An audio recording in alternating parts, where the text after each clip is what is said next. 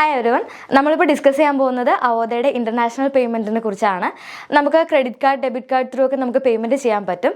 പക്ഷേ നമ്മളിവിടെ പ്രിഫർ ചെയ്യുന്നതും നിങ്ങൾ ചെയ്യേണ്ടതുമായിട്ടുള്ള പേയ്മെൻറ്റ് UPI പേയ്മെൻ്റ് ആണ്.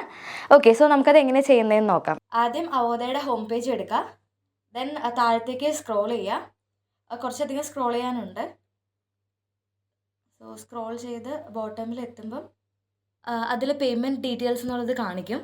സോ പേയ്മെൻറ്റ് ഡീറ്റെയിൽസ് ക്ലിക്ക് ചെയ്ത് കഴിയുമ്പോഴത്തേനും അതിലൊരു QR കോഡ് വരും. സോ അവിടെ QR കോഡ് കാണാം. പിന്നെ അതുപോലെ ഇൻ്റർനാഷണൽ പേയ്മെൻറ്റ്സിൻ്റെ ഡീറ്റെയിൽസും കാണാം.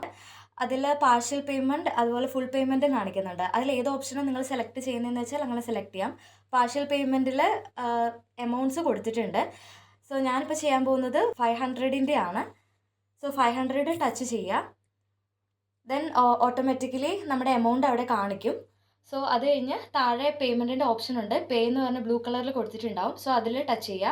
അത് കഴിഞ്ഞ് നമുക്ക് അതിൽ നമ്മുടെ പാസ്വേഡ് UPI പിൻ അടിച്ചു കൊടുക്കണം. സോ അത് ടൈപ്പ് ചെയ്ത് കൊടുക്കുക. ആഫ്റ്റർ ദാറ്റ് ഇപ്പോൾ പേയ്മെൻറ്റ് ഡൺ ആയിട്ടുണ്ട്. ഇതിൽ കൊടുത്തേക്കുന്ന ഓർഡർ ID അല്ല നിങ്ങൾ സ്റ്റാഫിന് കൊടുക്കേണ്ടത്. പകരം താഴെ ബോട്ടമിൽ ലെഫ്റ്റ് സൈഡിൽ ഹോം എന്നുള്ളൊരു ഓപ്ഷൻ കാണും. ഹോമിൽ ക്ലിക്ക് ചെയ്യുക.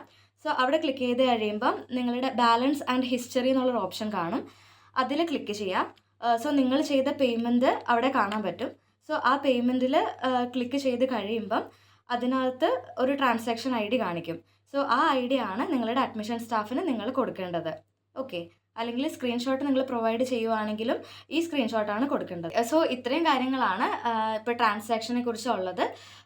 സോ നിങ്ങൾ ഈ രീതിയിൽ വേണം ഇനി ഇവിടെ പേയ്മെൻറ്റ് ചെയ്യാനായിട്ട്. Okay, thank you.